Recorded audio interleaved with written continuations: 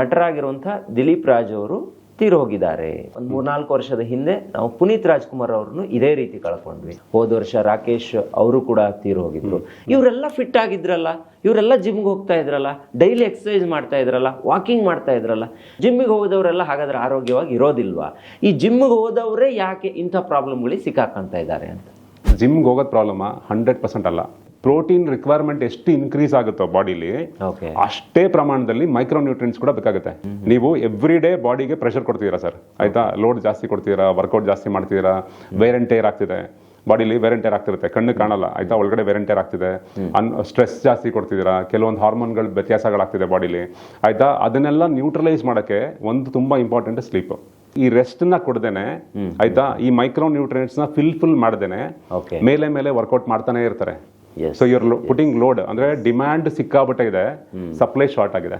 Supplementary ಆಗಿ ತಗೊಳ್ಳುವಂಥ ಕೆಲವೊಂದು ಫುಡ್ಗಳು ಕೂಡ ಜಿಮ್ ವರ್ಕೌಟ್ ಮಾಡ್ತಾರಲ್ಲ ಅವರ ಆರೋಗ್ಯಕ್ಕೆ ಕುತ್ತನ್ನು ತರುತ್ತಾ ಸರ್, ಹೇಗೆ ಅಂತ? ನಾವು ನ್ಯೂಟ್ರಿಷನ್ ತಗೊಳ್ಳೋದು ತಪ್ಪೇ ಅಲ್ವೇ ಇಲ್ಲ ಸರ್. ಅದರಲ್ಲಿ ಸರ್ಟಿಫಿಕೇಶನ್ ಏನಿದೆ ಅದಕ್ಕೆ ಅಪ್ರೂವಲ್ ಯಾಕೆ ಸಿಕ್ಕಿದೆ? ನಾರ್ಮಲ್ ಆಗಿ ಹಜಾರ್ಡ್ ಅನಲಿಸ್ಟಿಕ್ ಕ್ರಿಟಿಕಲ್ ಕಂಟ್ರೋಲ್ ಪಾಯಿಂಟ್ ಒಂದು ಸರ್ಟಿಫಿಕೇಶನ್ ಇದೆ, ಆಯ್ತಾ? ಸೇಫ್ಟಿಗಿದ್ದಾವೆ, 100% ನ್ಯಾಚುರಲ್ ಸರ್ಟಿಫಿಕೇಶನ್ಸ್ ಇದಾವೆ. ಸೊ ಇದನ್ನೆಲ್ಲ ಫೋಕಸ್ ಮಾಡಿ ಓಕೆ ಇದೆಲ್ಲ ಇದೆ ಗುರು, ಇದು ಸೇಫ್ ಅಂತ ತಗೊಳ್ಳೋದು ತುಂಬಾ ಸೇಫ್. ಯಾರನ್ನೂ ಟ್ರಸ್ಟ್ ಮಾಡಬಾರ್ದು ಸರ್. ನಿಮ್ಮ ಆರೋಗ್ಯ, ನೀವು ಹಾಸ್ಪಿಟಲ್ ಮಲ್ಕೊಂಡ್ರೆ ನಿಮ್ಮ ಅಪ್ಪ ಅಮ್ಮ ಬರ್ತಾರೆ, ನಿಮ್ಮ ಹೆಂಡತಿ ಮಕ್ಕಳು ಬರ್ತಾರೆ, ಬಿಟ್ರೆ ಯಾವ ಕೋಚು ಬರಲ್ಲ, ಯಾರು ಬರಲ್ಲ. ಈ ರಾಂಗ್ ಕಾಂಬಿನೇಷನ್ ಏನು ನ್ಯೂಟ್ರಿಷನ್ ತಗೋಬಿಡ್ತೀರಾ ಬಾಡಿಗೆ, ಅದು ಇಂಥ ಸೈಡ್ ಎಫೆಕ್ಟ್ ಎಲ್ಲ ಮಾಡುತ್ತೆ. ಸಿಕ್ಕಾಪಟ್ಟೆ ವರ್ಕೌಟ್ ಮಾಡ್ತಾರೆ, ಅಗೇನ್ ಬಂದ್ಬಿಟ್ಟು ಇಲ್ಲಿ ಯಾವುದೋ ಸಕ್ಕರೆ ಹಾಕಿರೋ ಜ್ಯೂಸ್ ಅನ್ನು ಕುಡಿಯೋದು, ಇಲ್ಲ ಯಾವುದೋ ರೋಡ್ ಸೈಡ್ ಕರಿದಿರುವಂತಹ ಪದಾರ್ಥಗಳನ್ನ ತಿಂತಾ ಇರೋದು, ಇದನ್ನ ಮಾಡ್ತಾ ಇರ್ತಾರೆ. ಇದು ಹಾಗಾದ್ರೆ ರಾಂಗ್ ಅಲ್ವಾ? ಬಾಡಿ ಬಿಲ್ಡ್ ಆಗ್ತಿದೆ ಸರ್, ಹೊರಗಡೆಯಿಂದ ಸ್ಟ್ರಾಂಗ್ ಆಗ್ತಿದ್ದೀರಾ, ಮಸಲ್ಸ್ ಬಿಲ್ಡ್ ಆಗ್ತಿದೆ, ತುಂಬಾ ಕೆಲಸಗಳಾಗ್ತಿದೆ. ಸೊ ಡಿಮ್ಯಾಂಡ್ ಜಾಸ್ತಿ ಆಯ್ತು, ಏನೋ ತಿನ್ಬೇಕು ಅಂತ ಅನ್ಸುತ್ತೆ, ಕ್ರೇವಿಂಗ್ಸ್ ಆಗುತ್ತೆ. ಇವ್ರೇನ್ ಮಾಡ್ತಾರೆ, ರೈಟ್ ಕಡೆ ಹೋಗೋದ್ ಬದಲು ರಾಂಗ್ ಕಡೆ ಹೊರಡ್ತಾರೆ ಅಷ್ಟೇ. ಈ ಹಾರ್ಟ್ ಅಟ್ಯಾಕ್ಗಳು, ಈಗ ನಾವು ಏನು ಸಬ್ಜೆಕ್ಟ್ ಮಾತಾಡ್ತಾ ಇದ್ದೀವಿ, ಇದಕ್ಕೆಲ್ಲ ಮೂಲ ಕಾರಣ ಅಡುಗೆ ಎಣ್ಣೆನೂ ಇರಬಹುದು ಅಂತ ನನಗನ್ಸುತ್ತೆ. ನಿಮ್ಮ ತಾತ ಕಡಲೆ ಎಣ್ಣೆಯನ್ನು ಯೂಸ್ ಮಾಡಿದ್ರೆ ನೀವು ಅದನ್ನೇ ಯೂಸ್ ಮಾಡಿ, ನಿಮ್ಮ ತಾತ ತೆಂಗಿನ ಎಣ್ಣೆಯನ್ನು ಯೂಸ್ ಮಾಡಿದ್ರೆ ನೀವು ಅದನ್ನು ಯೂಸ್ ಮಾಡಿ. ಆವಾಗ ಮಾತ್ರ ಜೆನೆಟಿಕಲಿ ಅದು ನಿಮ್ಮ ದೇಹಕ್ಕೆ ಹೊಂದ್ಕೊಳ್ಳುತ್ತೆ ಅಂತ. ನಾವು ಯಾರು ತೆಂಗಿನ ಎಣ್ಣೆಯನ್ನು ಯೂಸೇ ಮಾಡಲ್ಲ, ಯಾಕಂದ್ರೆ ರೇಟ್ ಜಾಸ್ತಿ, 400 ರೂಪಾಯಿ ಆಗಿದೆ ಅಂತ ಹೇಳಿ ಯೂಸ್ ಮಾಡ್ತಾ ಇಲ್ಲ, 130 ರೂಪಾಯಿ ಎಣ್ಣೆಯನ್ನ ಯೂಸ್ ಮಾಡ್ತೀವಿ. ಆ ಪ್ಯಾಕೆಟ್ಗಳ ಎಣ್ಣೆಯನ್ನ ಫಸ್ಟ್ ಕಡಿಮೆ ಮಾಡಿ ಅಂತ. ಎಲ್ಲೋ ಗಾಣದಲ್ಲಿ, ನಮ್ಮ ಹಳ್ಳಿಲಿ ಯಾವುದೋ ಒಂದು ಗಾಣ ಹೊಡಿತಾ ಇರ್ತಾರೆ, ಅಲ್ಲಿ ಹೋಗಿ ನಮಗೆ ಬೇಕಾಗಿರೋ ಎಣ್ಣೆಯನ್ನ ತಗೊಬಂದ್ರೆ ಬಹುಶಃ ಇದನ್ನ 50% ಕಟ್ ಆಫ್ ಮಾಡ್ದಂಗೆ. ಫ್ಯಾಟ್ ಇಲ್ದೇನೆ ಬ್ರೈನ್ ಫಂಕ್ಷನ್ ಆಗಲ್ಲ, ಹಾರ್ಟ್ ಫಂಕ್ಷನ್ ಆಗಲ್ಲ, ತುಂಬಾ ಫಂಕ್ಷನ್ಗೆ ಫ್ಯಾಟ್ ಬೇಕು. ಬಟ್ ರೈಟ್ ಫ್ಯಾಟ್ ಕೊಡ್ತಿದೀವಾ, ಒಳ್ಳೆ ನಾಟಿ ಹಸುವಿನ ತುಪ್ಪ, ಒಳ್ಳೆ ನಟ್ಸ್ಗಳು, ಆಯ್ತಾ? ಬಾದಾಮಿ ಆಗಿರ್ಬೋದು, ಇನ್ನೊಂದಾಗಿರ್ಬೋದು, ಡ್ರೈ ಫ್ರೂಟ್ ಬೇರೆ, ಡ್ರೈ ನಟ್ಸ್ ಬೇರೆ. ನಟ್ಸ್ಗಳಲ್ಲಿ ನಿಮ್ಗೆ ಆಯಿಲ್ ಸಿಗುತ್ತೆ, ಮೊಸರಾಗಿರ್ಬೋದು, ಬೆಣ್ಣೆ ಆಗಿರ್ಬೋದು, ಹಾಲಾಗಿರ್ಬೋದು. ಸೊ ಎಲ್ಲ ನಾಟಿ ತಳಿದು ನಿಮ್ಗೆ ಸಿಗ್ತಿದೆ, ಆಪ್ಷನ್ ಇದೆ ಅಂತ ಹೇಳಿದ್ರೆ ನೀವು ಅದನ್ನ ತಿಂದಾಗ, ಅದನ್ನ ಯೂಸ್ ಮಾಡಿದಾಗ ಸೊ 100% ನಿಮ್ಗೆ ಒಳ್ಳೇದಾಗುತ್ತೆ. ಪ್ರಿಯ ವೀಕ್ಷಕರೇ ನಮಸ್ಕಾರ. ಕಾರ್ಯಕ್ರಮವನ್ನು ನೋಡಿ ಸುಮ್ಮನಾಗಬೇಡಿ, ನಮ್ಮ ವಾಹಿನಿಯನ್ನ ಸಬ್ಸ್ಕ್ರೈಬ್ ಮಾಡ್ಕೊಳ್ಳಿ. ಹಾಯ್ ಹಲೋ ನಮಸ್ಕಾರ ವೀಕ್ಷಕರೇ, ನಾನು ಸಂದೀಪ್ ಶೆಟ್ಟಿ, ಹೆಗ್ಗದ್ದೆ. ಇದು ಹೆಗ್ಗದ್ದೆ ಸ್ಟುಡಿಯೋ. ವೀಕ್ಷಕರೇ, ನಾವು ಆರೋಗ್ಯದ ಕಳಕಳಿಯಲ್ಲಿ ಒಂದಿಷ್ಟು ಕಾರ್ಯಕ್ರಮವನ್ನು ಹೆಗ್ಗದ್ದೆಯಲ್ಲಿ ಬಿತ್ತರಿಸ್ತಾ ಇದ್ದೀವಿ. ತೀರಾ ಇತ್ತೀಚೆಗೆ ನ್ಯೂಟ್ರಿಯನಿಸ್ಟ್ ಆಗಿರುವಂತಹ ನವೀನ್ ಸರ್ ಅವ್ರನ್ನ ನನ್ನ ಕಾರ್ಯಕ್ರಮದಲ್ಲಿ ಜಾಯಿನ್ ಮಾಡಿಸ್ಕೊಂಡೆ. ಸೊ ಈ ಕಾರ್ಯಕ್ರಮದಲ್ಲಿ ನವೀನ್ ಸರ್ ಬಂದು ನಮಗೆ ಒಂದೊಂದು ವಿಚಾರದ ಬಗ್ಗೆ ಮಾಹಿತಿ ಕೊಡ್ತಾ ಇದ್ದ ಹಾಗೆ ನಂಗೆ ಅನಿಸಿದ್ದು, ಇವ್ರ ಹತ್ರ ತುಂಬ ವಿಚಾರಗಳಿದೆ, ಅದನ್ನು ನಮ್ಮ ಜನತೆಗೆ ನಾವು ಕೊಡಬೇಕು ಅಂತ. ಹಾಗಾಗಿ ಇವತ್ತಿನ ಕಾರ್ಯಕ್ರಮದಲ್ಲೂ ನವೀನ್ ಅವ್ರನ್ನ ಜಾಯಿನ್ ಮಾಡಿಸ್ಕೊಂಡಿದ್ದೀನಿ. ಬನ್ನಿ, ನಿಮ್ಮೆಲ್ಲರ ಪರವಾಗಿ ಅವ್ರನ್ನ ಇವತ್ತಿನ ಕಾರ್ಯಕ್ರಮಕ್ಕೆ ಆತ್ಮೀಯ ಸ್ವಾಗತವನ್ನು ಕೊಡ್ತೇನೆ. ಸರ್, ಕಾರ್ಯಕ್ರಮಕ್ಕೆ ಸ್ವಾಗತ. ಇವತ್ತು ಈ ಎಪಿಸೋಡ್ ಶೂಟ್ ಆಗುವ 1 ಗಂಟೆ ಮುಂಚೆ ಒಂದು ನ್ಯೂಸ್ ಬಂತು ನಮಗೆ. ಸೊ ನಟರಾಗಿರುವಂಥ ದಿಲೀಪ್ ರಾಜ್ ಅವರು ತೀರು ಹೋಗಿದ್ದಾರೆ ಅಂತ. ಸೊ ಈ ಹಿಂದೆ ಒಂದು 3-4 ವರ್ಷದ ಹಿಂದೆ ನಾವು ಪುನೀತ್ ರಾಜ್ಕುಮಾರ್ ಅವ್ರನ್ನು ಇದೇ ರೀತಿ ಕಳ್ಕೊಂಡ್ವಿ. ಕೇವಲ ಇದು ಮಾತ್ರ ಅಲ್ಲ, ನನ್ನ ಫ್ರೆಂಡ್ ಸರ್ಕಲ್ ಅಲ್ಲೂ ಕೆಲವೊಬ್ರು ಹಾರ್ಟ್ ಅಟ್ಯಾಕ್ ಆಗಿದ್ದಾರೆ. ಹೋದ ವರ್ಷ ರಾಕೇಶ್ ಅವರು ಕೂಡ ತೀರು ಹೋಗಿದ್ರು. ಈ ಸಿನಿಮಾ ನಟ ನಟಿಯರ ವಿಚಾರಕ್ಕೆ ಬಂದಾಗ ಇದೊಂದು ಸ್ವಲ್ಪ ಬೂಮ್ ಆಗುತ್ತೆ, ಒಂದಿಷ್ಟು ಜನ ಎಚ್ಚೆತ್ಕೊಳ್ಬೇಕು ಅಂತ ಯೋಚನೆ ಮಾಡ್ತಾರೆ. ಅಗೇನ್ ನಾವು ಒಂದ್ಸಲ ಹಿಂತಿರುಗಿ ನೋಡಿದ್ರೆ ಇವರೆಲ್ಲ ಫಿಟ್ ಆಗಿದ್ರಲ್ಲ, ಇವರೆಲ್ಲ ಜಿಮ್ಗೆ ಹೋಗ್ತಾ ಇದ್ರಲ್ಲ, ಡೈಲಿ ಎಕ್ಸರ್ಸೈಸ್ ಮಾಡ್ತಾ ಇದ್ರಲ್ಲ, ವಾಕಿಂಗ್ ಮಾಡ್ತಾ ಇದ್ರಲ್ಲ. ನಟರಾದವರಿಗೆ ಬಹುಶಃ ಅವರು ದೇಹವನ್ನ ಜಾಸ್ತಿ ಫಿಟ್ ಆಗೇ ಇಟ್ಕೋಬೇಕು, ಅದು ಅವರಿಗೆ ಬೇಕಿರುವಂತಹ ಮೂಲಭೂತ ಒಂದು ಇದದು ಪ್ರಾಮಿನೆನ್ಸ್ ಅದು. ಸೊ ಇವರೇ ಹಿಂಗಾಗ್ಬಿಟ್ರೆ ಇನ್ ನಮ್ಮಂತ ಎಕ್ಸಸೈಸೇ ಮಾಡದೇ ಇರುವವರು ಅಥವಾ ಬೇಕಾಬಿಟ್ಟು ತಿನ್ನುವವರು, ಇಂಥವ್ರ ಪರಿಸ್ಥಿತಿ ಏನ್ ಹಾಗಾದ್ರೆ ಅನ್ನುವಂತ ಒಂದು ಕ್ವಶನ್ ಬರುತ್ತೆ ಸರ್. ಈಗ ದಿಲೀಪ್ ರಾಜ್ ಅವರ ವಿಚಾರನೇ ತಗೊಳ್ಳೋಣ. ಇವತ್ತೇ ಈ ಪ್ರೋಗ್ರಾಮ್ ಶೂಟ್ ಆಗುವಾಗ್ಲೇ ಅವರು ತೀರೋಗಿದ್ದಾರೆ ಅನ್ನುವಂಥ ಸುದ್ದಿ ಬಂತು. പക്ഷെ ಎಲ್ಲೊಂದ್ ಕಡೆ ಬೇಜಾರಾಯ್ತು ನಮ್ಗೆ, ಒಳ್ಳೆ ನಟ ಅಲ್ಲ, ಯಾಕೆ ಇವ್ರನ್ನ ನಾವು ಕಳ್ಕೊಂಡ್ವಿ, ಇವರು ಫಿಟ್ ಆಗಿದ್ರಲ್ಲ ಅಂತ ಒಂದು ಇದಾಗುತ್ತೆ. ನಿಮ್ಮ ಪ್ರಕಾರ ಏನಿರಬಹುದು ಸರ್? ಜಿಮ್ಮಿಗೆ ಹೋದವರೆಲ್ಲ ಹಾಗಾದ್ರೆ ಆರೋಗ್ಯವಾಗಿ ಇರೋದಿಲ್ವಾ? ಈ ಜಿಮ್ಮಿಗೆ ಹೋದವರೇ ಯಾಕೆ ಇಂಥ ಪ್ರಾಬ್ಲಮ್ಗಳಿಗೆ ಸಿಕ್ಕಾಕೊಂತ ಇದ್ದಾರೆ ಅಂತ? Correct. C first of all ಅವ್ರಿಗೆ ಶಾಂತಿ ಕೊರೋಣ, ಅವ್ರ ಆತ್ಮ ಶಾಂತಿ ಸಿಗ್ಲಿ ಅವ್ರಿಗೆ. ಸಿ ಒಂದು ಮತ್ತೆ ತುಂಬಾ ಜನ ಎರಡು ತರ ಸರ್. ಅವಾಗಲೇ ಹೇಳಿದೆ, ನೀರು ನಾ ಲಾಸ್ಟ್ ಮಾತಾಡಿದಾಗಲೂ ಒಂದು ಟಾಪಿಕ್ ಮಾತಾಡಿದ್ವಿ, ನೀರು ಕುಡಿದ್ರೆ ಜನ ಕಾಯಿಲೆ ಬರ್ತಿದ್ಯಾ ಅಂತ ಒಂದು ಟಾಪಿಕ್ ಮಾತಾಡಿದ್ವಿ. ನಾ ಹೇಳಿದೆ ನೀರೆಲ್ಲ ಸಮಸ್ಯೆ, ನಾವು ಕುಡಿತಿರೋ ರೀತಿ. ಅಂದ್ರೆ ನಾವು ಅದನ್ನ ಹೆಂಗ್ ಕುಡಿತಾ ಇದೀವಿ, ಸೋರ್ಸ್ಕೊಂಡು ಫಿಲ್ಟರ್ ಮಾಡ್ಕೊಂಡು ಕುಡಿತೀವಿ, ಅದ್ರದ್ದು ಪ್ರಾಬ್ಲಮ್ ಆಗ್ತಿರೋದು ಅಂತ ಹೇಳಿದೆ ನಾನು. ಜಿಮ್ಗೆ ಹೋಗೋದು ಪ್ರಾಬ್ಲಮ್ 100% ಅಲ್ಲ, ಜಿಮ್ಗೆ ಹೋಗೋದು ಪ್ರಾಬ್ಲಮ್ ಇಲ್ಲ ಸರ್. ಸೊ ನಿಮ್ಮ ಬಾಡಿಗೆ ಡಿಮ್ಯಾಂಡ್ ಜಾಸ್ತಿ ಆಗುತ್ತೆ. ಇವಾಗ ನಾರ್ಮಲ್ ಆಗಿ ನಿಮ್ಮ ತರ ಸ್ಲಿಮ್ ಆಗಿರೋರು, ಎಸ್ಪೆಷಲಿ ನೀವು ನಿಮ್ಮ ತರ ಸ್ಲಿಮ್ ಆಗಿರೋ ಒಬ್ಬ ವ್ಯಕ್ತಿ ಜಿಮ್ಗೆ ಹೋಗ್ತಾರೆ ಆಯ್ತಾ, ವಿತಿನ್ ಲೈಕ್ 6 months 1 year ಅಲ್ಲಿ ಅವ್ರು ಮಸ್ಕುಲರ್ ಆಗ್ಬಿಡ್ತಾರೆ. ಅಬ್ಸರ್ವ್ ಮಾಡಿದಿರಾ? ತುಂಬಾ ಚೆನ್ನಾಗಿ ಆಗ್ತಾರೆ. ಸೊ ಬಾಡಿಲಿ ಏನಾಗುತ್ತೆ, ಒಂಥರ ಮಸಲ್ಸ್ ಬಿಲ್ಡ್ ಆಗ್ತವೆ. ಅಂದ್ರೆ ಸಿಂಪಲ್ ಆಗಿ ಅರ್ಥ ಮಾಡ್ಕೋಬೇಕಾದ್ರೆ ಏನಂದ್ರೆ, ಬಾಡಿಗೆ ಡಿಮ್ಯಾಂಡ್ ಜಾಸ್ತಿ ಆಯ್ತು ಅಂತ. ಓಕೆ, ಸೊ ಜಿಮ್ಗೆ ಹೋಗೋರು ನೀವು ಮೆಜಾರಿಟಿ ಅಬ್ಸರ್ವ್ ಮಾಡಿ ನೋಡಿ, ಎಲ್ಲರೂ ಮಾತಾಡೋದು ಪ್ರೋಟೀನ್ ಬಗ್ಗೆ, ಕ್ರಾಟಿನಿನ್ ಬಗ್ಗೆ. ಅಂದ್ರೆ ಮೊಟ್ಟೆ ತಿನ್ನಿ, ಜಾಸ್ತಿ ಮೊಟ್ಟೆ ತಿನ್ನಿ, ಜಾಸ್ತಿ ಪನ್ನೀರ್ ತಿನ್ನಿ ಆಯ್ತಾ, ಪ್ರೋಟೀನ್ ಶೇಕ್ಸ್ ತಗೊಳ್ಳಿ, ಇದು ತಗೊಳ್ಳಿ ಅಂತ ನಾವೆಲ್ಲ ಪ್ರೋಟೀನ್ ಬಗ್ಗೆ ತುಂಬಾ ಫೋಕಸ್ ಮಾಡ್ತೀವಿ. ಅಟ್ ದ ಸೇಮ್ ಟೈಮ್ ಅವರು ಪಾಪ ಅದರಲ್ಲೇ ಫೋಕಸ್ ಮಾಡ್ತಾರೆ. ತುಂಬಾ ಜಿಮ್ಗೆ ಹೋಗೋರು ಮೆಜಾರಿಟಿ ನೀವು ಅಬ್ಸರ್ವ್ ಮಾಡಿ ನೋಡಿ, ಒಂದು ಜಿಮ್ ಒಳಗಡೆ ಕಾಲಿಡ್ತಿದಂಗೆ ಆಯ್ತಾ, ನಾವು ಅವಾಗ ಅಡ್ವರ್ಟೈಸ್ಮೆಂಟ್ ಕೊಡ್ತಿರ್ತೀವಲ್ಲ ಹೋಗಿ ಆಯ್ತಾ. ಅಲ್ಲೆಲ್ಲ ಶೋಕೇಸ್ ಅಲ್ಲಿ ಏನಿರುತ್ತೆ ಅಂತ ಹೇಳಿದ್ರೆ, ಲೈಕ್ ಪ್ರೋಟೀನ್ ಪೌಡರ್ ಬಂದಿರ್ತವೆ ಆಯ್ತಾ, ಕ್ರಾಟಿನಿನ್ ತಗೊಳ್ಳಿ, ಅದು ತಗೊಳ್ಳಿ ಅಂತೆಲ್ಲ ತುಂಬಾ ಹೈಲೈಟ್ ಮಾಡ್ತಿರ್ತಾರೆ ಜಿಮ್ ಕೋಚ್ಗಳು. ಅವ್ರಿಗೆ ಅಡ್ವೈಸ್ ಮಾಡ್ತಿರ್ತಾರೆ, ತಗೊಳ್ಳಿ ಚೆನ್ನಾಗ್ತಿರೋ ಬಾಡಿ ಮಸ್ಕುಲರ್ ಬರುತ್ತೆ ಅಂತ ಆಯ್ತಾ. So at the same time protein requirement ಎಷ್ಟು ಇನ್ಕ್ರೀಸ್ ಆಗುತ್ತೋ ಬಾಡಿಲಿ, ಅಷ್ಟೇ ಪ್ರಮಾಣದಲ್ಲಿ ಮೈಕ್ರೋನ್ಯೂಟ್ರಿಯೆಂಟ್ಸ್ ಕೂಡ ಬೇಕಾಗುತ್ತೆ. ನೀವು ಎವ್ರಿ ಡೇ ಬಾಡಿಗೆ ಪ್ರೆಷರ್ ಕೊಡ್ತಿದ್ದೀರಾ ಸರ್ ಆಯ್ತಾ, ಲೋಡ್ ಜಾಸ್ತಿ ಕೊಡ್ತಿದ್ದೀರಾ, ವರ್ಕೌಟ್ ಜಾಸ್ತಿ ಮಾಡ್ತಿದ್ದೀರಾ, ವೇರ್ ಅಂಡ್ ಟೇರ್ ಆಗ್ತಿದೆ ಬಾಡಿಲಿ, ವೇರ್ ಅಂಡ್ ಟೇರ್ ಆಗ್ತಿರುತ್ತೆ, ಕಣ್ಣು ಕಾಣಲ್ಲ ಆಯ್ತಾ, ಒಳಗಡೆ ವೇರ್ ಅಂಡ್ ಟೇರ್ ಆಗ್ತಿದೆ, ಸ್ಟ್ರೆಸ್ ಜಾಸ್ತಿ ಕೊಡ್ತಿದ್ದೀರಾ, ಕೆಲವೊಂದು ಹಾರ್ಮೋನ್ಗಳು ವ್ಯತ್ಯಾಸಗಳಾಗ್ತಿದೆ ಬಾಡಿಲಿ ಆಯ್ತಾ. ಅದನ್ನೆಲ್ಲ ನ್ಯೂಟ್ರಲೈಸ್ ಮಾಡೋಕ್ಕೆ ಒಂದು ತುಂಬಾ ಇಂಪಾರ್ಟೆಂಟ್ ಸ್ಲೀಪ್ ಆಯ್ತಾ. ನೀವು ನಿದ್ದೆ ಮಾಡ್ತಿದ್ದೀರಾ, ತುಂಬಾ ಜನ ಅಬ್ಸರ್ವ್ ಮಾಡಿದ್ದೀನಿ ಸರ್ ಆಯ್ತಾ. ನಾನು ತುಂಬಾ ಅರ್ಲಿ ಬರ್ಡ್ ಅಲ್ಲ, ಬೆಳಗ್ಗೆ ಎದ್ದು ಬೇಗ ಓಡಾಡ ಆ ಥರ ಕ್ಯಾರೆಕ್ಟರ್ ಅಲ್ಲ ಆಯ್ತಾ. ತುಂಬಾ ಜನ ನೋಡ್ತೀನಿ 5 ಗಂಟೆಗೆ ಎದ್ದೇಳ್ತಾರೆ ಆಯ್ತಾ, ಜಿಮ್ಗೆ ಹೋಗ್ತಾರೆ, ತುಂಬಾ ವರ್ಕೌಟ್ ಮಾಡ್ತಾರೆ, ಸೀದಾ ಮನೆಗೆ ಬರ್ತಾರೆ, ಫ್ರೆಶ್ ಅಪ್ ಆಗ್ತಾರೆ, ಮತ್ತೆ ಡ್ಯೂಟಿಗೆ ಹೋಗ್ತಾರೆ, ತಿರ್ಗಾ ಸಾಯಂಕಾಲದವರೆಗೂ ಮತ್ತೆ ಕೆಲಸ ಮಾಡ್ತಾರೆ, ಅದೆಲ್ಲ ಮಾಡ್ತಾರೆ. ರಾತ್ರಿ ಅಗೇನ್ ಲೇಟಾಗಿ ಮಲಗ್ತಾರೆ ಆಯ್ತಾ, 10 ಗಂಟೆಗೋ 11 ಗಂಟೆಗೋ 12 ಗಂಟೆಗೋ ಮಲಗ್ತಾರೆ. ಸೊ ಒಂದು ಅವ್ರದ್ದು ನಿದ್ದೆ ಏನಿದೆಲ್ಲ, ಸೊ ರಿಪೇರ್ ಆಗಿ, ನಾನು ಅವರೇ ಸ್ಟಾರ್ಟಿಂಗಲ್ಲಿ ಲಾಸ್ಟ್ ಟೈಮ್ ಮಾತಾಡಿದಾಗ ಹೇಳ್ತಿದ್ದೆ, ಮಲ್ಕೊಂಡ ಮೇಲೆ ನಮ್ಮ ಬಾಡಿ ರಿಪೇರ್ ಆಗೋದು, ವೇರ್ ಅಂಡ್ ಟೇರ್ ಎಲ್ಲ ರಿಪೇರ್ ಆಗೋದು, ಹಾರ್ಮೋನ್ಗಳು ಬ್ಯಾಲೆನ್ಸ್ ಆಗೋದು, ಎಲ್ಲ ಪ್ರತಿಯೊಂದು ಪ್ರೊಸೆಸ್ ಆಗೋದಲ್ಲಿ ಆಯ್ತಾ. ಇವರು ಆ ಹೀಲಿಂಗ್ಗೆ ಟೈಮ್ ಕೊಡ್ತಾ ಇಲ್ಲ, ಬಿಲ್ಡಿಂಗ್ ಟೈಮ್ ಕೊಡ್ತಾರೆ. ಚೆನ್ನಾಗಿ ನಾನು ಬಿಲ್ಡ್ ಆಗಬೇಕು, ಸಖತ್ತಾಗಬೇಕು, ಅದಕ್ಕೆ ಫೋಕಸ್ ಜಾಸ್ತಿ ಇದೆ ಆಯ್ತಾ. ರಿಪೇರ್ ಮಾಡೋಕ್ಕೆ ಟೈಮ್ ಕೊಡ್ತಾ ಇಲ್ಲ ತುಂಬಾ ಜನ. Okay, workout hard work sir. ಇವಾಗ ಸೆಲೆಬ್ರಿಟೀಸ್ ಅಂತ ಹೇಳಿದ್ರೆ ನೀವು ಇಮ್ಯಾಜಿನ್ ಮಾಡಿ, ಅವ್ರ ವರ್ಕ್ ಲೋಡ್ ಯಾವ ಲೆವೆಲ್ಗೆ ಇರುತ್ತೆ ಆಯ್ತಾ. ಬ್ಯಾಕ್ ಟು ಬ್ಯಾಕ್ ಶೂಟಿಂಗ್ಸ್ ಇರುತ್ತೆ. ಇವರು ತುಂಬಾ ಸೀರಿಯಲ್ಸ್ ಎಲ್ಲ ನೋಡಿದ್ದೀನಿ ನಾನು, ತುಂಬಾ ಫಿಸಿಕಲಿ ಫಿಟ್, ತುಂಬಾ ಆಕ್ಟಿವ್. ಶೂಟಿಂಗ್ ಮಾಡೋದೇ ನಾರ್ಮಲ್ ಆಗಿ ನೋಡ್ತಿರಂಗೆ, ರಾತ್ರಿ ಲೇಟ್ ನೈಟ್ ಶೂಟಿಂಗ್ಸ್ ನಡೀತಿರ್ತವೆ. ಸೊ ಏನು ಅಂದ್ರೆ ಫಿಟ್ನೆಸ್ ಒಂದು ಇದೊಂಥರ ಹೆಂಗ್ ಗೊತ್ತಾ, ನಮಗೆ ಚಟ ಆಗ್ಬಿಡುತ್ತೆ. ಈವನ್ ಫಿಟ್ನೆಸ್, ಆರೋಗ್ಯ ಅನ್ನೋದು, ಬ್ಯೂಟಿ ಅನ್ನೋದೇನಿದೆಯಲ್ಲ, ಅದು ಒಂಥರ ಚಟ ಆಯ್ತಾ. ನಾವು ಅದನ್ನ ಬಿಟ್ಟು ಬದುಕಕ್ಕಾಗಲ್ಲ. ಒಂದ್ಸರಿ ಅಡಾಪ್ಟ್ ಆಗ್ಬಿಟ್ರೆ ನಮ್ಮ ಲೈಫ್, ಅದು ಬಾಡಿಗೆ ಅಡಾಪ್ಟ್ ಆಗ್ಬಿಟ್ರೆ, ನೀವು ಎಷ್ಟೊತ್ತಿಗಾರ ಮಲಗಿ ಬೆಳಗ್ಗೆ ಎಕ್ಸರ್ಸೈಸ್ ಮಾಡಿದ್ರೆ ನಂಗೆ ಸಮಾಧಾನ ಆಗಿರೋ ಅನ್ನೋ ಒಂದು ಸೈಕಾಲಜಿ ಬಂದ್ಬಿಡುತ್ತೆ ನನಗೆ. ಸೊ ಇವ್ರೇನ್ ಮಾಡ್ತಾರೆ, ಈ ರೆಸ್ಟ್ನ ಕೊಡ್ದೇನೆ ಆಯ್ತಾ, ಈ ಮೈಕ್ರೋ ನ್ಯೂಟ್ರಿಯೆಂಟ್ಸ್ನ ಫುಲ್ ಮಾಡ್ದೇನೆ ಮೇಲೆ ವರ್ಕೌಟ್ ಮಾಡ್ತಾನೆ ಇರ್ತಾರೆ. ಸೊ ಇವ್ರ ಪುಟಿಂಗ್ ಲೋಡ್, ಅಂದ್ರೆ ಡಿಮ್ಯಾಂಡ್ ಸಿಕ್ಕಾಬಿಟ್ಟೆ ಇದೆ, ಸಪ್ಲೈ ಶಾರ್ಟ್ ಆಗಿದೆ. ಇವಾಗ ನಮ್ಮ ಇಂಡಿಯಾದಲ್ಲಿ oil supply, fuel supply, gas supply ಕಡಿಮೆ ಆಗಿದೆ. ರೀಸನ್ ಏನು, ಬರೋ ದಾರಿ ಏನಿದೆಯಲ್ಲ ಬ್ಲಾಕ್ ಆಗಿದೆ. ಇರಾನಿಂದ ಇಂಡಿಯಾಗೆ ಬರಬೇಕಿತ್ತು, ದಾರಿ ಬ್ಲಾಕ್ ಆಗಿದೆ. ಸೊ ಸೇಮ್ ವೇ ಇಲ್ಲಿ ಡಿಮ್ಯಾಂಡ್ ಸಿಕ್ಕಾಬಿಟ್ಟೆ ಇದೆ ಇಂಡಿಯಾದಲ್ಲಿ ಇವಾಗ ಫ್ಯೂಯಲ್ದು, ಆದರೆ ಸಪ್ಲೈ ಕಟ್ ಆಗಿದೆ ಆಯ್ತಾ. ಶಾರ್ಟೇಜ್ ಆಗ್ತಿದೆ, ಬೆಲೆ ಜಾಸ್ತಿ ಆಗ್ತಿದೆ, ಅಭಾವ ಬರ್ತಿದೆ, ಸ್ಟ್ರೆಸ್ ಆಗ್ತಿದೆ. ಸೇಮ್ ವೇ ಬಾಡಿಗೆ ಡಿಮ್ಯಾಂಡ್ ಜಾಸ್ತಿ ಆಯ್ತು. ನೀವು ವರ್ಕೌಟ್ ಮಾಡ್ತಿದ್ದೀರಾ, ಬಾಡಿ ಬಿಲ್ಡ್ ಮಾಡ್ತಿದ್ದೀರಾ, ರೆಗ್ಯುಲರ್ ವರ್ಕ್ಕಿಂತ ತುಂಬಾ ಜಾಸ್ತಿ ನಿಮಗೆ ಡಿಮ್ಯಾಂಡ್ ಜಾಸ್ತಿ ಆಯಿತು, ಬಟ್ ಸಪ್ಲೈ ಕಟ್ ಮಾಡ್ತಿದ್ದೀರಾ. ಸೊ ಸಪ್ಲೈ ಯಾವಾಗ ಕಟ್ ಆಯಿತು, ಆಟೋಮೆಟಿಕಲಿ ನಿಮ್ಮ ಬಾಡಿ ಹಾಳಾಗಿ ಸ್ಟಾರ್ಟ್ ಆಗುತ್ತೆ, ಒಳಗಡೆಯಿಂದ ಡ್ಯಾಮೇಜ್ ಆಗಿ ಸ್ಟಾರ್ಟ್ ಆಗುತ್ತೆ. ಆ ಡ್ಯಾಮೇಜ್ ಆಗ್ತಾ ನೀವು ಪ್ರೆಷರ್ ಕೊಡ್ತಾ end of the day body again same thing. ಆ ಲೈಫ್ನ ಮೀರಿ ಶಿಶುಪಾಲನ ಕತೆ ನಮ್ದಾಗುತ್ತೆ ಅಷ್ಟೇ. ಲೈಕ್ ಹೌದು, ಕರೆಕ್ಟ್. ಈಗ ಜಿಮ್ಗೆ ಹೋಗುವ ಮಧ್ಯದಲ್ಲಿ ನಾನು ಒಂದಿಷ್ಟು ಜನರನ್ನ ನೋಡಿದ್ದೆ, ಈ ಕೆಲವೊಂದು ಫುಡ್ಗಳನ್ನು ತಗೊಳ್ಳೋದು, ಅಂದ್ರೆ ಅದಕ್ಕೆ ಸಾವಿರಾರು ರೂಪಾಯಿ ಇರುತ್ತೆ. ಆ ಫುಡ್ಡನ್ನು ತಗೊಂಡ್ರೆ ತುಂಬಾ ಜನ ಹೇಳೋದು ಕೇಳಿದ್ರೆ ಮಕ್ಕಳೇ ಆಗೋದಿಲ್ಲ, ಈ ಥರದ್ದೆಲ್ಲ ಪ್ರಾಬ್ಲಮ್ಸ್ಗಳಾಗುತ್ತೆ. ಇವರೇನೋ ದೇಹವನ್ನ ತುಂಬಾ ದೊಡ್ಡದಾಗಿ ದಾಢ್ಯವಾಗಿ ಇಟ್ಕೊಂತಾರೆ, ಬಿಟ್ರೆ ಅವರಿಗೆ ಕೆಲವೊಂದು ವಿಚಾರದಲ್ಲಿ ಅವರಿಗೆ ಆಸಕ್ತಿನೇ ಇರೋದಿಲ್ಲ. ಆಮೇಲೆ ಇವರು ಬೇಗ ಸಾಯ್ತಾರೆ ಅನ್ನುವಂಥ ವಿಚಾರನೂ ಕೂಡ ಹೊರಗಡೆ ಜನ ಹೇಳೋದನ್ನ ನಾನು ಕೇಳ್ಪಟ್ಟಿದ್ದೆ. ಈಗ ನಾವು ಕಳೆದ ಬಾರಿ ಒಂದು ಡಾಕ್ಟರ್ ಪ್ರೋಗ್ರಾಮ್ ಅನ್ನ ಮಾಡುವಾಗ ಹೇಳಿದ್ರು, ನಡೆದ್ರೆ ಜಾಸ್ತಿ ವರ್ಷ ಬದುಕ್ತಾರೆ, ಓಡಿದ್ರೆ ಬೇಗ ಸಾಯ್ತಾರೆ ಅಂತ. ಅಂದ್ರೆ ಅದೊಂದು ವಿಚಾರ ಇದೆ. ಅಂದ್ರೆ ನಾವು ತುಂಬಾ ಓಡಬಾರ್ದು, ನಾವು ನಡ್ಕೊಂಡು ಹೋದ್ರೆ ಬಹಳ ಒಳ್ಳೆಯದು ಅಂತ. ಆಮೆ ವಿಚಾರಕ್ಕೆ ಅದೆಲ್ಲ ಮಾತಾಡ್ತಾರೆ, ಅದು ಕೂಡ ಇರಬಹುದು. ಈ ತರದ ಫುಡ್ಗಳನ್ನ, ಅಂದ್ರೆ ಸಪ್ಲಿಮೆಂಟರಿ ಆಗಿ ತಗೊಳ್ಳುವಂತ ಕೆಲವೊಂದು ಫುಡ್ಗಳು ಕೂಡ ಜಿಮ್ ವರ್ಕೌಟ್ ಮಾಡ್ತಾರಲ್ಲ ಅವರ ಆರೋಗ್ಯಕ್ಕೆ ಕುತ್ತನ್ನು ತರುತ್ತಾ ಸರ್, ಹೇಗೆ ಅಂತ? ಸಿ ಅಗೇನ್ ಸರ್, ಮಾರ್ಕೆಟ್ ಹೆಂಗ್ ಗೊತ್ತಾ ಸರ್, ಎಲ್ಲ ಇದೆ.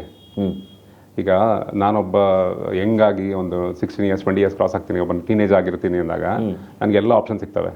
ಒಳ್ಳೇದು ಮಾಡ್ಬೋದು, ಕೆಟ್ಟದ್ದು ಮಾಡ್ಬೋದು, ಚೂಸ್ ಮಾಡ್ಬೋದು, ಸ್ಮೋಕ್ ಮಾಡ್ಬೋದು, ಡ್ರಿಂಕ್ ಮಾಡ್ಬೋದು, ಎಲ್ಲ ನಿಮ್ಮ ಕಣ್ಣಿಗೆ ಕಾಣುತ್ತೆ. ಹೌದು. So you will become a choosy. Okay, ನನಗೆ ಯಾವ್ದು ಸರಿ ಆಯ್ತಾ. ಅಗೇನ್ ಸವಾಸ ಇಂಪ್ಯಾಕ್ಟ್ ಮಾಡುತ್ತೆ, ಎನ್ವಿರಾನ್ಮೆಂಟ್ ಸಪೋರ್ಟ್ ಮಾಡಲ್ಲ, ಕೆಲವ್ರಿಗೆ ಅದು ಬ್ಯಾಕ್ ಫೈರ್ ಆಗುತ್ತೆ. ಸೊ ಇಲ್ಲಿ ನಿಮ್ಗೆ ಚೂಸ್ ಮಾಡಬೇಕು. ಓಕೆ, ನನಗೆ ಈ ನ್ಯೂಟ್ರಿಷನ್ ತಗೋತಾ ಇದ್ದೀನಿ, ವೆರಿ ಗುಡ್. ಆ ನ್ಯೂಟ್ರಿಷನಲ್ಲಿ ಏನು ನೀವು ನ್ಯೂಟ್ರಿಷನ್ ಬೈ ಮಾಡ್ತೀರಾ ಅದು ರೈಟ್ ಕ್ವಾಲಿಟಿ ಇದೆಯಾ, ಅದ್ರಲ್ಲಿ ಇಂಗ್ರೀಡಿಯೆಂಟ್ಸ್ ಏನಿದೆ, ಅದು ನನಗೆ ಹಾರ್ಮ್ಫುಲ್ ಇದೆಯಾ, ಹಾರ್ಮ್ಫುಲ್ ಇಲ್ವಾ, ಸರ್ಟಿಫೈಡ್ ಆಗಿದೆಯಾ, ಸರ್ಟಿಫಿಕೇಶನ್ ಆಗಿಲ್ವಾ, ಚೀಪಾಗಿ ಸಿಗ್ತಿದೆ ಆಯ್ತಾ, ತುಂಬಾ ಜನ ಸೈಕಾಲಜಿನ ಕಡಿಮೆಗೆ ಸಿಗ್ತಿದೆ, ತಗೊಂಬಿಡೋಣ ಆಯ್ತಾ. ಜಾಸ್ತಿ ಏನಕ್ಕೆ ಜಾಸ್ತಿ ಮಾಡಿದ್ರು ಅವ್ರ ಬೆಲೆ, ಇದ್ರ ಬಗ್ಗೆ ನಾವು ಥಾಟ್ಸ್ ಕೊಡೋದಿಲ್ಲ. ಸೊ ಒಂದು ವಸ್ತು ತುಂಬಾ ಬೆಲೆ ಜಾಸ್ತಿ ಸಿಗ್ತಿದೆ ಅಂದ್ರೆ ಮೇ ಬಿ ಅದರಲ್ಲಿ ರೈಟ್ ಇಂಗ್ರೀಡಿಯೆಂಟ್ಸ್ ಇರ್ಬೋದು. ನಾನು ನಿನ್ನೆ ಒಂದು ಹಿಂಗೆ ಮನೇಲಿ ಬಿಸಿಬೇಳೆ ಬಾತ್ ಮಾಡಿದ್ರು ಆಯ್ತಾ. ನಾನು ಆನ್ಲೈನಲ್ಲಿ ಯಾವುದೋ ಒಂದು ಆನ್ಲೈನ್ ಇದರಲ್ಲಿ ಮನೇಲಿ ಬೂಂದಿ ತರಿಸ್ರಿ ಅಂತ ಹೇಳಿದ್ರು ಆಯ್ತಾ. ನಾನು ನಮ್ಮಲ್ಲೆಲ್ಲ ಗೊತ್ತಿರೋದೇನು ಬೂಂದಿ ಅಂತಲ್ಲಿ ಮಾಡ್ತಾರೆ ಸರ್, ಕಡಲೆ ಹಿಟ್ಟಲ್ಲಿ ಮಾಡ್ತಾರೆ, ಕರೆಕ್ಟಾ. ನಾನೊಂದು ಯಾವುದೋ ಒಂದು ಪ್ಯಾಕ್ ಓಪನ್ ಮಾಡಿ ಅಂದ್ರೆ ಯಾವುದೋ ಒಂದು ಓಪನ್ ಮಾಡಿ ಅದ್ರಲ್ಲಿ ನ್ಯೂಟ್ರಿಷನ್ ವ್ಯಾಲ್ಯೂಸ್ ಎಷ್ಟಿದೆ ನಮ್ಗೆಲ್ಲ ಒಂಥರ ಹುಳ ಅಲ್ಲ. ಸೊ ಓಪನ್ ಮಾಡಿ ನೋಡೋಣ ಅಂದ್ರೆ ಅದ್ರಲ್ಲಿ ರೈಸ್ ಫ್ಲೋರ್ ಇದೆ, ಗೋಧಿ ಇದೆ, ಅದರಲ್ಲಿ ಬೂಂದಿ ಮಾಡಿದ್ದಾರೆ. ನಾವೆಲ್ಲ ನಮ್ಗೆ ಗೊತ್ತಿರೋದು ಅಲ್ವಾ. ಏನಾಗ್ತಿದೆ ಪ್ರಾಬ್ಲಮ್ ಅಂತ ಹೇಳಿದ್ರೆ ನಾವು ನ್ಯೂಟ್ರಿಷನ್ ತಗೊಳ್ಳೋದು ತಪ್ಪೇ ಅಲ್ವೇ ಇಲ್ಲ ಸರ್. ಅದರಲ್ಲಿ ಸರ್ಟಿಫಿಕೇಶನ್ ಏನಿದೆ ಅದಕ್ಕೆ ಅಪ್ರೂವಲ್ ಯಾವ್ದು ಸಿಕ್ಕಿದೆ, ನಾರ್ಮಲ್ ಆಗಿ hazard analysis critical control point ಒಂದು ಸರ್ಟಿಫಿಕೇಶನ್ ಇದೆ ಆಯ್ತಾ. ಸೇಫ್ಟಿಗಿದ್ದಾವೆ, 100% ನ್ಯಾಚುರಲ್ ಸರ್ಟಿಫಿಕೇಶನ್ಸ್ ಇದಾವೆ. ಸೊ ಇದನ್ನೆಲ್ಲ ಫೋಕಸ್ ಮಾಡಿ ಓಕೆ ಇದೆಲ್ಲ ಇದೆ ಗುರು, ಇದು ಸೇಫ್ ಅಂತ ತಗೊಳ್ಳೋದು ತುಂಬಾ ಸೇಫ್ ಆಯ್ತಾ. ನಾವೇನ್ ಮಾಡ್ತೀವಿ ರ್ಯಾಂಡಮ್ ಆಗಿ ಯಾವ್ದೋ ಹೇಳಿದ್ರು, ಜಿಮ್ ಹೇಳ್ದ, ಕೋಚ್ ಹೇಳ್ದ, ಅವ್ನಿಗೆ ಗೊತ್ತು ಇವನಿಗೆ ಗೊತ್ತು. ಯಾರನ್ನೂ ಟ್ರಸ್ಟ್ ಮಾಡ್ಬಾರ್ದು ಸರ್. ನಿಮ್ಮ ಆರೋಗ್ಯ, ನೀವು ಹಾಸ್ಪಿಟಲ್ ಮಲ್ಕೊಂಡ್ರೆ ನಿಮ್ಮ ಅಪ್ಪ ಅಮ್ಮ ಬರ್ತಾರೆ, ನಿಮ್ಮ ಹೆಂಡತಿ ಮಕ್ಕಳು ಬರ್ತಾರೆ, ಬಿಟ್ರೆ ಯಾವ ಕೋಚು ಬರಲ್ಲ, ಯಾರು ಬರಲ್ಲ. ಈ ರಾಂಗ್ ಕಾಂಬಿನೇಷನ್ ಏನು ನ್ಯೂಟ್ರಿಷನ್ ತಗೊಬಿಡ್ತೀರಾ ಬಾಡಿಗೆ, ಅದು ಇಂಥ ಸೈಡ್ ಎಫೆಕ್ಟ್ ಎಲ್ಲ ಮಾಡುತ್ತೆ. ಹಂಗಂತ ಎಲ್ಲಾ ಪ್ರಾಡಕ್ಟ್ಗಳು ನಿಮ್ಗೆ ನೀವು ಹೇಳ್ದಂಗೆ ಇಶ್ಯೂಸ್ ಬರುತ್ತೆ ಅಂತ ನಾನು ಅನ್ಕೊಳ್ಳಲ್ಲ. ಮೇ ಬಿ ಚೂಸ್ ಮಾಡೋದು ರೈಟ್ ಇರ್ಬೇಕಷ್ಟೇ ಸರ್, ರೈಟ್ ಇರ್ಬೇಕು. ಆಮೇಲೆ ಇನ್ನೊಂದನ್ನು ಅಬ್ಸರ್ವ್ ಮಾಡಿದ್ದೀನಿ ಸರ್, ಜಿಮ್ಗೆ ಹೋಗ್ತಾರೆ, ಕೆಲವರು ಬೆಳಿಗ್ಗೆ ಹೋಗ್ತಾರೆ, ಕೆಲವರು ಸಂಜೆ ಹೋಗ್ತಾರೆ, ಸಿಕ್ಕಾಪಟ್ಟೆ ವರ್ಕೌಟ್ ಮಾಡ್ತಾರೆ. ಅಗೇನ್ ಬಂದ್ಬಿಟ್ಟು ಇಲ್ಲಿ ಯಾವುದೋ ಸಕ್ಕರೆ ಹಾಕಿರೋ ಜ್ಯೂಸ್ ಅನ್ನು ಕುಡಿಯೋದು, ಇಲ್ಲ ಯಾವುದೋ ರೋಡ್ ಸೈಡ್ ಕರಿದಿರುವಂತಹ ಪದಾರ್ಥಗಳನ್ನ ತಿಂತಾ ಇರೋದು, ಇದನ್ನ ಮಾಡ್ತಾ ಇರ್ತಾರೆ. ಇದು ಹಾಗಾದ್ರೆ ರಾಂಗ್ ಅಲ್ವಾ? ಎಂಡ್ ಆಫ್ ದ ಡೇ ನಾನು ಅವಾಗಲೇ ಹೇಳಿದೆ, ಡಿಮ್ಯಾಂಡ್ ಜಾಸ್ತಿ ಬೇಕು, ಡಿಮ್ಯಾಂಡ್ ಜಾಸ್ತಿ ಆಗುತ್ತೆ ಬಾಡಿದು ಅಂತ ಆಯ್ತಾ. ನಿಮ್ಗೆ ಡಿಮ್ಯಾಂಡ್ ಇದೆ, ನಿಮಗೆ ಹೊಟ್ಟೆ ಆಗುತ್ತೆ, ಬಿಕಾಸ್ ನಿಮ್ಮ ಬಾಡಿ ಬಿಲ್ಡ್ ಆಗ್ತಿದೆ ಸರ್, ಹೊರಗಡೆಯಿಂದ ಸ್ಟ್ರಾಂಗ್ ಆಗ್ತಿದ್ದೀರಾ, ಮಸಲ್ಸ್ ಬಿಲ್ಡ್ ಆಗ್ತಿದೆ, ತುಂಬಾ ಕೆಲಸಗಳಾಗ್ತಿದೆ. ಸೊ ಡಿಮ್ಯಾಂಡ್ ಜಾಸ್ತಿ ಆಯ್ತು, ಅವಾಗ ಏನಾಗ್ತದೆ, ಇವ್ರಿಗೆ ಏನನ್ಸುತ್ತೆ ಅಂದ್ರೆ ಏನೋ ತಿನ್ಬೇಕು ಅಂತ ಅನ್ಸುತ್ತೆ, ಕ್ರೇವಿಂಗ್ಸ್ ಆಗುತ್ತೆ. ಇವ್ರೇನ್ ಮಾಡ್ತಾರೆ, ರೈಟ್ ಕಡೆ ಹೋಗೋದ್ ಬದಲು ರಾಂಗ್ ಕಡೆ ಹೊರಡ್ತಾರೆ ಅಷ್ಟೇ ಆಯ್ತಾ. It's again programming sir. ನಾನು ಈ ತರ ನೀವು ಹೇಳಿದ ಕ್ಯಾಟಗರಿ ಇದು ಎಷ್ಟು ಜನ ಇದ್ದಾರೋ ಅಷ್ಟೇ ಕ್ಯಾಟಗರಿ ತುಂಬಾ ಚೂಸಿಯಾಗಿ ಒಳ್ಳೇದ್ ಮಾಡ್ಕೊಂಡು 100 ವರ್ಷ ಬದುಕಿದವರು ಇದಾರೆ ಆಯ್ತಾ. ಹೆಲ್ದಿ. ನನ್ನ ಕನ್ಸರ್ನ್ ಏನಂದ್ರೆ ಅಷ್ಟೆಲ್ಲ ಕಷ್ಟಪಟ್ಟು ವರ್ಕೌಟ್ ಮಾಡಿ ಅಗೇನ್ ಈ ತರದೆಲ್ಲ ಮಾಡಿದಾಗ ಮತ್ತೆ ನಾವು ಏನ್ ಕೊಡ್ತಾ ಇದೀವಿ, ಏನ್ ಮಾಡ್ತಾ ಇದೀವಿ ಅನ್ನೋ ಒಂದು ಸಣ್ಣ ಯೋಚನೆ ಮಾಡಬಹುದಲ್ಲ. ಮಾಡಬೇಕು ಸರ್, ಎಲ್ಲರೂ ಮಾಡಬೇಕು. ಜಿಮ್ಗೆ ಹೋಗೋರಾಗ್ಲಿ ಹೋಗ್ತಿರೋರಾಗ್ಲಿ, ನಾನು ಯಾವುದೇ ವೆಂಡರ್ಸ್ಗೆ ಪಾಪ ರೋಡ್ ಸೈಡ್ ಮಾರೋರ್ಗೆ ತಪ್ಪು ಅಂತ ಹೇಳ್ತಿಲ್ಲ. ಸಿಂಪಲ್ ಸರ್, ಇವತ್ತು ಇಂಡಿಯಾದಲ್ಲಿ ಯಾವ ಲೆವೆಲ್ಗೆ ಆಗ್ಬಿಟ್ಟಿದೆ ಅಂದ್ರೆ, ನೀವು ಚೈನಾದಿಂದ ನಾವೆಲ್ಲ ಈ ಅಜಿನೋಮೋಟೋ ಇಂಪೋರ್ಟ್ ಮಾಡ್ತೀವಿ, ಗೊತ್ತಾ ನಿಮ್ಗೆ? ಅಜಿನೋಮೋಟೋ ಟೇಸ್ಟಿಂಗ್ ಪೌಡರ್ ಅಂತ ಹೇಳ್ತಾರೆ.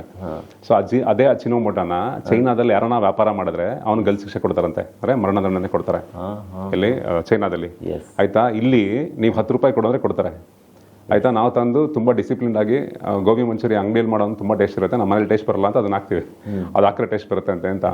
ಈ ತರ ಬೇಸಿಕ್ ಸಣ್ಣ ಪುಟ್ಟ ನಾಲೆಜ್ಗಳು ಮಿಸ್ ಆಗ್ತಿರೋದು. ಅಂದ್ರೆ ವೆಂಡರ್ಸ್ ಏನೋ ಪಾಪ ಅವ್ರು ಟೇಸ್ಟ್ ಕೊಟ್ರೆ ಮತ್ತೆ ಜನ ಬರ್ತಾರೆ ಅನ್ನೋ ಒಂದು ಉದ್ದೇಶಕ್ಕೆ ಆಗ್ತಿರ್ತಾರೆ, ಅವ್ರಿಗೂ ನಾಲೆಜ್ ಇರಲ್ಲ. ಇತ್ತೀಚೆಗೆಲ್ಲ ಅವೇರ್ನೆಸ್ ಬರ್ತಿದೆ, ಕಲರ್ ಹಾಕ್ಬಾರ್ದು ಮಂಚೂರಿಯನ್ಗೆ ಅದೆಲ್ಲ ಬರ್ತಾ ಇದೆ. ಓಕೆ, ಸೊ ಅವೇರ್ನೆಸ್ ಇದೆಯಲ್ಲ, ದಟ್ ಇಸ್ ವೇರ್. ಅಂದರೆ ಒಂದು ಸೀರಿಯಸ್ನೆಸ್ ಬರ್ಬೇಕು ಸರ್, ನಮ್ಮಲ್ಲೊಂದು ರೆಗ್ಯುಲೇಟರಿ ಬರಬೇಕು. ಇಂಥ ಕಡೆ ಅಟ್ಲೀಸ್ಟ್ ನಾನು ಹೇಳೋದೇನಂದ್ರೆ ವೆಂಡರ್ಸ್ ಯಾರು ಇದ್ದಾರೆ ಅಂತ ಹೇಳಿದ್ರೆ ಕರ್ಕೊಂಡೋಗ್ರಿಗೆ ನಾಲೆಜ್ ಕೊಡಿ.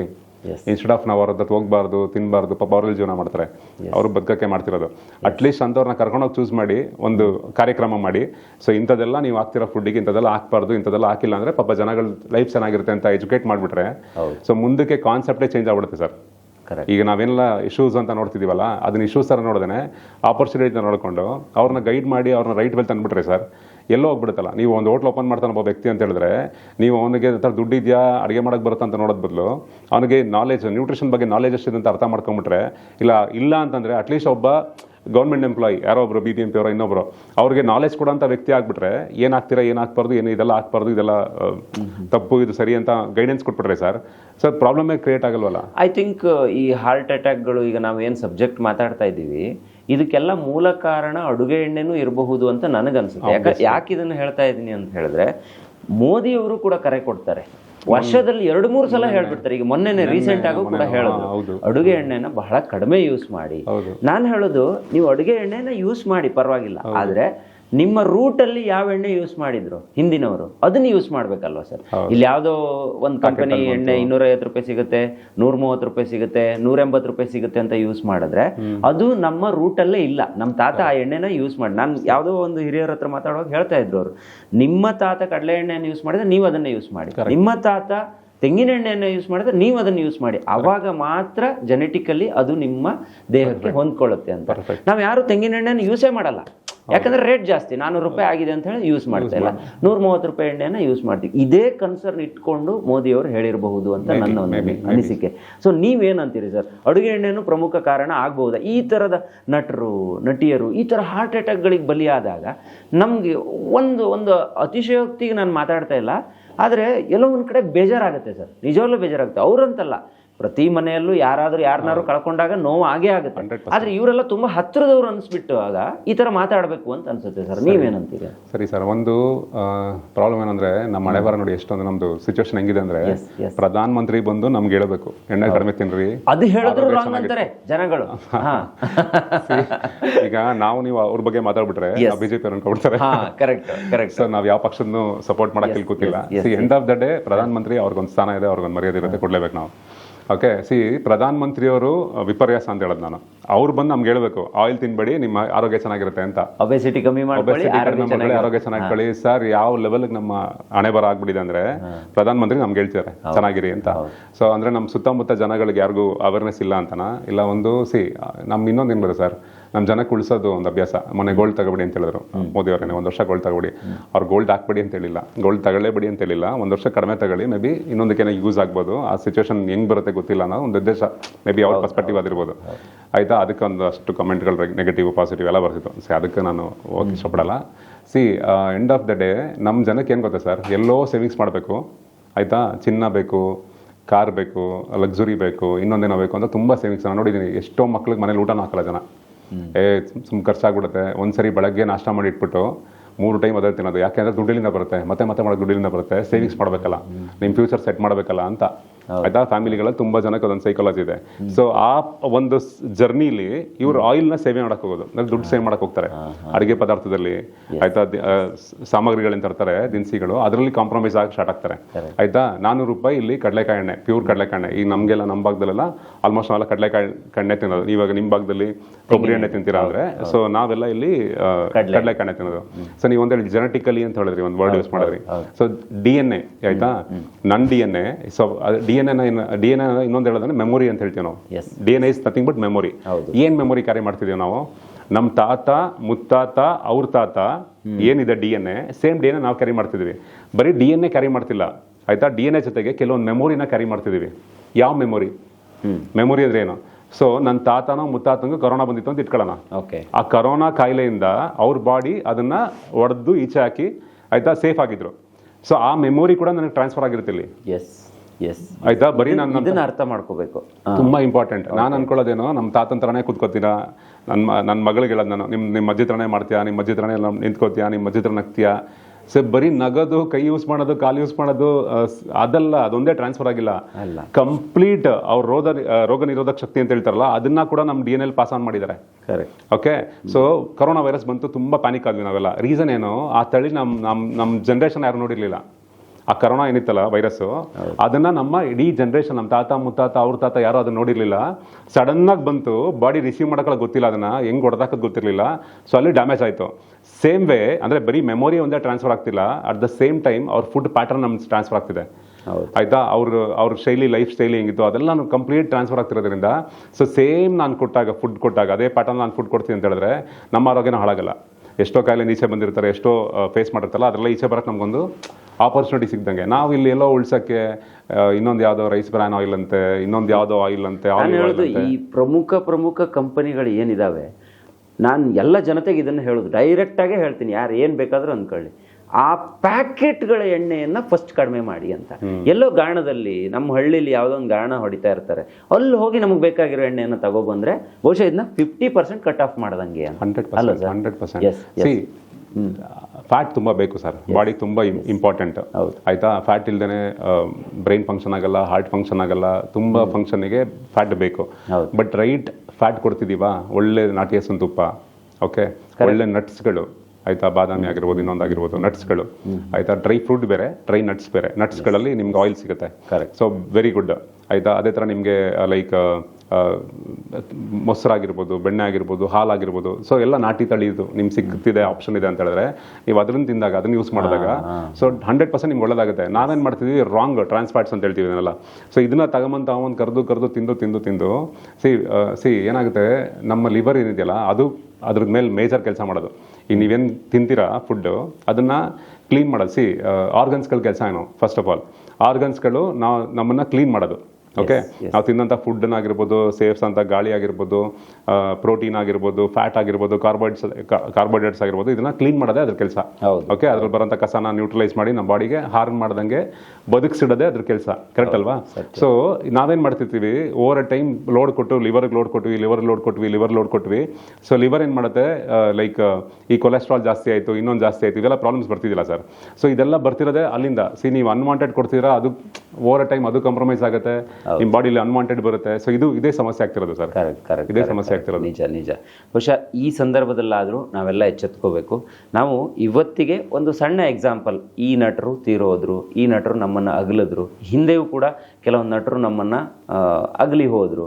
ಅವಾಗೆಲ್ಲ ನಾವು ಒಂದೊಂದ್ಸಲ ಎಚ್ಚೆತ್ಕೊಳ್ಳೋ ಪ್ರಯತ್ನ ಮಾಡ್ತೀವಿ. ಅಗೇನ್ ಮತ್ತೆ ಪುನಃ ಅದೇ ಹಾದಿಯನ್ನು ನಾವು ಕೂಡ ತುಳ್ಕೊಂಡು ಹೋಗ್ತಾ ಇದ್ದೀವಿ ಅನ್ನೋ ಭಯ ಆಗುತ್ತೆ. ಹಾಗಾಗಿ ನಾನು ನವೀನ್ ಕುಮಾರ್ ಅವರನ್ನ ಇವತ್ತಿನ ಕಾರ್ಯಕ್ರಮ ಜಾಯಿನ್ ಮಾಡಿಸ್ಕೊಂಡು ಇಷ್ಟೆಲ್ಲ ಮಾಹಿತಿಯನ್ನು ತಿಳಿಸೋ ಪ್ರಯತ್ನ ಮಾಡಿದ್ದೀನಿ. ಹೆಗ್ಗದ್ದೆ ಸ್ಟುಡಿಯೋನ ಪ್ರತಿದಿನ ನೋಡ್ತಾ ಇರಿ. ಆರೋಗ್ಯದ ಬಗ್ಗೆ ನಿಮಗೆ ಸಾಕಷ್ಟು ಮಾಹಿತಿ ಇಲ್ಲಿ ಸಿಗುತ್ತೆ. ಸೊ ನಮ್ಮ ವಾಹಿನಿಯನ್ನು ನೀವು ಯಾವುದೇ ಪ್ಲ್ಯಾಟ್ಫಾರ್ಮಲ್ಲಿ ನೋಡಿದ್ರು ಫಾಲೋ ಮಾಡ್ಕೊಳ್ಳಿ. ಯಾಕಂದರೆ ಇಲ್ಲಿ ಪ್ರಸಾರ ಆಗುವಂಥ ವಿಡಿಯೋ ಎಲ್ಲ ಪ್ಲ್ಯಾಟ್ಫಾರ್ಮ್ಗಳಲ್ಲೂ ಪ್ರಸಾರ ಆಗುವಂಥ ಒಂದೇ ಒಂದು ಚಾನಲ್ ಇದ್ದರೆ ಅದು ನಮ್ಮ ಹೆಗ್ಗದ್ದೆ ಸ್ಟುಡಿಯೋ ಅಂತ ಹೇಳೋದು ಹೆಮ್ಮೆ ಆಗುತ್ತೆ. ಸೊ ನಮ್ಮ ಇವತ್ತಿನ ಕಾರ್ಯಕ್ರಮದಲ್ಲಿ ನೀವು ಜಾಯ್ನ್ ಆಗಿ, ಸೊ ಇವತ್ತು ರೈಟ್ ನಾವು ಒಂದು ವಿಚಾರ ಇತ್ತು, ಅದ್ರ ಬಗ್ಗೆ ಡಿಸ್ಕಷನ್ ಮಾಡೋಣ ಅಂತ ಕೇಳಿದಾಗ ಒಪ್ಕೊಂಡು ಆಯಿತು ಸರ್ ಮಾತಾಡೋಣ ಅಂತ ಹೇಳಿದ್ರಿ. ನಮ್ಮ ವೀಕ್ಷಕರಿಗೆ ಪ್ರತಿದಿನ ನಿಮ್ಮಿಂದ ಕೆಲವೊಂದು ವಿಚಾರಗಳನ್ನು ತಿಳಿಸೋ ಪ್ರಯತ್ನವನ್ನು ಇನ್ನು ಮುಂದೆ ನಾವು ಮಾಡ್ತೀವಿ ಅಂತ ಹೇಳ್ತಾರೆ ಸರ್. ಇವತ್ತಿನ ಕಾರ್ಯಕ್ರಮ ಮುಗಿಸ್ತಾ ಇದ್ದೀನಿ. ಸೊ ನಮ್ಮ ಜೊತೆ ಜಾಯ್ನ್ ಆಗಿ ನಿಮ್ಮ ಅಮೂಲ್ಯವಾದ ಸಮಯವನ್ನು ಕೊಟ್ಟಿರೋದಕ್ಕೆ ಹೆಗ್ಗದ್ದೆ ಸ್ಟುಡಿಯೋ ಕಡೆಯಿಂದ ತುಂಬ ಧನ್ಯವಾದ. ತುಂಬ ಥ್ಯಾಂಕ್ಸ್. ನಿಮ್ಮದು ನಾನು ನಿಮ್ಮ ಚಾನಲ್ ತುಂಬ ಫಾಲೋ ಮಾಡ್ತೀನಿ. ನಿಮ್ಮಲ್ಲಿ ಬರೋಂಥ ಡಾಕ್ಟರ್ಸ್ ಆಗಿರ್ಬೋದು, ತುಂಬ ಜನ ನನ್ನ ಚಾನಲ್ ನೋಡಿದಾಗ ಪ್ರಮೋಷನ್ಗೋಸ್ಕರ ತುಂಬ ಜನ ವಿಡಿಯೋ ಮಾಡ್ತಾರೆ. ಬಟ್ ನಿಮ್ಮ ಇಂಟೆನ್ಷನ್ ಇಸ್ ಟೋಟಲಿ ಡಿಫ್ರೆಂಟ್. ನಿಮ್ಮಲ್ಲಿ ಬರೋಂಥ ಡಾಕ್ಟರ್ಸ್, ಎಸ್ಪೆಷಲಿ ಡಾಕ್ಟರ್ ವಿನಯ್ ಆಗಿರ್ಬೋದು, ತುಂಬ ಒಳ್ಳೊಳ್ಳೆ ಡಾಕ್ಟರ್ಸ್ ನಿಮ್ಮ ಹತ್ರ ಬರ್ತಾರೆ. ಅವ್ರು ಕೊಡೋಂಥ ಇನ್ಪುಟ್ಸ್ ಇದೆಯಲ್ಲ, ಅಮೇಸಿಂಗ್. ಸೊ ನಿಮ್ಮ ವರ್ಕ್ ನಿಜವಾಗ್ಲೂ ಅಪ್ರಿಷಿಯೇಟ್ ಮಾಡ್ತೀನಿ. ನಿಮ್ಮ ಪ್ರಯತ್ನ ಏನು ಜನಗಳಿಗೆ ಒಳ್ಳೆ ವಿಚಾರ ಮುಟ್ಟಿಸ್ಬೇಕು ಅಂತ ಹೇಳೋದು, ಇಟ್ ಇಸ್ ಅಮೇಸಿಂಗ್. ಆಯ್ತಾ, ನಾನು ಕೂಡ ನಿಮ್ಮ ಫ್ಯಾನ್ ಆಯ್ತು. ಪ್ರತಿ ಸಾರಿ ನಿಮ್ದು ಏನೆಲ್ಲ ವಿಡಿಯೋಸ್ ನೀವು ಅಪ್ಲೋಡ್ ಮಾಡ್ತೀರಾ, ಯಾವುದೇ ವಿಚಾರ ಆಗಿರ್ಬೋದು, ಐ ಜಸ್ಟ್ ವಾಚ್, ಬಿಕಾಸ್ ಏನೋ ನನಗೆ ಇನ್ಫಾರ್ಮೇಶನ್ ಸಿಗುತ್ತೆ, ಏನೋ ಯೂಸ್ ಆಗುತ್ತೆ ಅನ್ನೋದು. ಓಕೆನಾ? ತುಂಬ thank you Sandeep sir, invite ಮಾಡಿದ್ದಕ್ಕೆ. Thank you so much. Thank you. ನೋಡಿದ್ರಲ್ಲ ವೀಕ್ಷಕರೇ, ಇದು ಈ ಹೊತ್ತಿನ ವಿಶೇಷ. ಸೊ ನಮ್ಮ ಇಂಟೆನ್ಷನ್ ಇಷ್ಟೇ, ಯಾರ್ಯಾರು ಅನಾರೋಗ್ಯವನ್ನು ಈಗ ಬಗಲಲ್ಲಿ ಇರಿಸ್ಕೊಂಡಿದ್ದೀರಾ, ಅಥವಾ ನಾನು ಪಕ್ಕಾ ಫಿಟ್ ಆಗಿದ್ದೀನಿ, ನನಗೇನು ಸಮಸ್ಯೆ ಇಲ್ಲ ಅಂತ ಯಾರು ಯೋಚನೆಯಲ್ಲಿ ಇದ್ದೀರಾ, ಸೊ ಇವರಿಬ್ಬರೂ ಕೂಡ ಮುಂದಿನ ದಿನಗಳನ್ನು ಯೋಚನೆ ಮಾಡಲೇಬೇಕು. ಇವತ್ತಿಂದಲೇ ನಮ್ಮ ರೂಟನ್ನು ನಾವು ಸರಿ ಮಾಡಿಕೊಳ್ಳೋ ಪ್ರಯತ್ನ ಮಾಡಬೇಕು. ಇದ್ರ ಬಗ್ಗೆ ಒಂದು ಸಣ್ಣ ಯೋಚನೆ ಆಗಲಿ. ಈ ಯೋಚನೆಗೆ ನಾವು ಒಂದು ದಾರಿಯನ್ನು ಹುಡುಕೊಡೋಣ, ಇಲ್ಲೊಂದಿಷ್ಟು ಮಾಹಿತಿಯನ್ನು ಕೊಡೋಣ ಅನ್ನುವಂಥ ಯೋಚನೆಯಲ್ಲಿ ಈ ಕಾರ್ಯಕ್ರಮವನ್ನು ಪ್ರಸಾರ ಮಾಡಿದ್ದೀವಿ. ನಾವು ಇಲ್ಲಿ ಏನು ಹೇಳ್ತೀವಿ ಇದೆಲ್ಲವೂ ಕೂಡ ತಜ್ಞರಿಂದಲೇ ಹೇಳೋದ್ರಿಂದ ಇದನ್ನು ನೀವು ಫಾಲೋ ಮಾಡಿ, ನಿಮ್ಮ ಆರೋಗ್ಯ ತುಂಬ ಚೆನ್ನಾಗಿರುತ್ತೆ ಅಂತ ಹೇಳ್ತಾ ಇವತ್ತಿನ ಕಾರ್ಯಕ್ರಮ ಮುಗಿಸ್ತಾ ಇದ್ದೀನಿ. Stay tune, Heggadde studio.